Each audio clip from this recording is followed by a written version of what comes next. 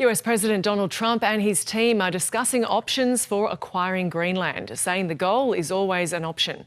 The issue threatened to overshadow those talks in Paris on Ukraine, with European leaders issuing a strongly worded statement against any move from the US to take over Greenland, which is a semi-autonomous territory of Denmark. Let's discuss this and get more on those developments in relation to Ukraine. Jim Townsend is an adjunct senior fellow at the Centre for a New American Security and former US Deputy Assistant Secretary of Defence during the Obama administration. Jim Townsend, welcome. Thank you for your time. What do you make of these latest comments from the White House, particularly given what has taken place in Venezuela? Well, this is something that over the past 24 or 48 hours has become even more disturbing. Earlier, certainly before the Venezuela events, there was a feeling that a lot of what was coming out of the White House about Greenland was more rhetorical or made for political purposes, either domestically for the U.S. or to put pressure on the Danes. But post Venezuela, the bullying, quite frankly, and the threats about using U.S. military forces elsewhere has made this very concerning about this, that Greenland could be next. Certainly, the European nations felt that way, and they released that statement, which is very unusual for them to do. So I think we're in a very tense place right now.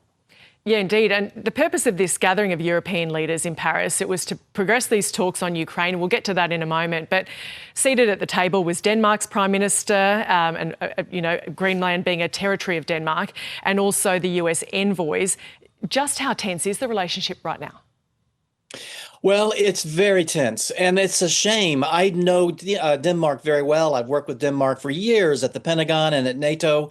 They're our closest ally. They've always stood with us when there has been a conflict. And to have this kind of tense relationship over Greenland, which can be solved in ways diplomatic or through discussions, and instead of looking at it through a military lens, it's shameful. I feel it's a tragic event, and I'm hoping that we can have cooler heads, look into this issue and get us to a place where we can talk about it and not threaten the Danes.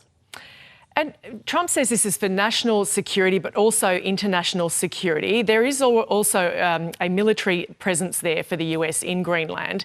So why do they believe that they need to acquire it? Why can't they just run operations from there like they do many countries? Well, that's a great question, and I think everyone's asking that. It's the Danes and Greenlanders have said we could put more troops into Greenland if we needed to do that, or do whatever is needed to make the White House feel better. And yet the White House isn't buying it. It's almost as if they don't trust Denmark, they don't trust Greenland, they only trust themselves. And if they acquire Greenland, either through military force or through buying it, that's the only solution. And that is just not the case. There's a lot of ways to deal with whatever threats the White House sees happening there. There are other ways to deal with that through talks with Denmark and with Greenland. The military approach would, frankly, cause NATO to implode. This is just not the way ahead. Well, I was going to ask you about those comments because we had that from the Prime Minister of Denmark suggesting that any US attempt to take over Greenland would effectively spell the end of NATO. You don't think that's an exaggeration?